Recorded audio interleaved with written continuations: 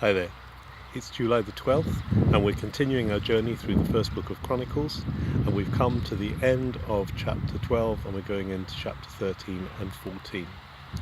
At the end of chapter 12 we have a note of the fact that the whole of the tribes of Israel came to David at Hebron to make him king.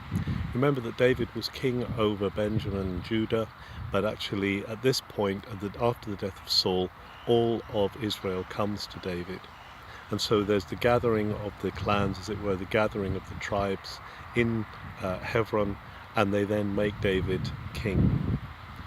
Then in chapter 13 we see the bringing back of the ark, this famous story of the ark being brought from Kiryat Yearim, where it had been left by the Philistines, and it's brought back to Jerusalem.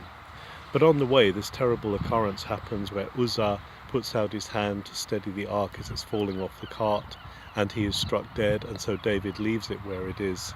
But it's 3 months in the house of Obed-Edom, and Obed-Edom is blessed because of it.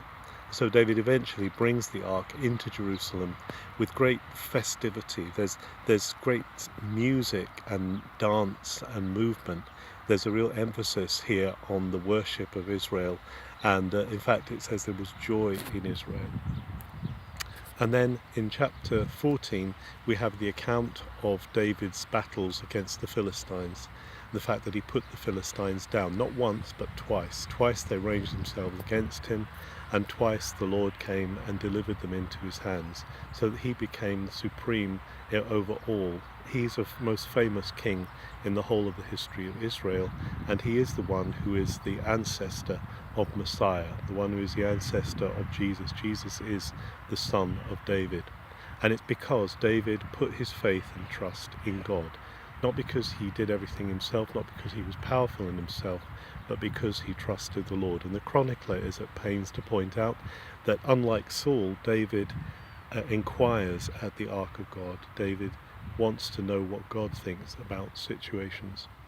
It's important we see that in our own lives, that we're constantly coming to God and seeking his guidance and seeking his input about all of our struggles, all of our problems, all of our issues. Have a very good July the 12th.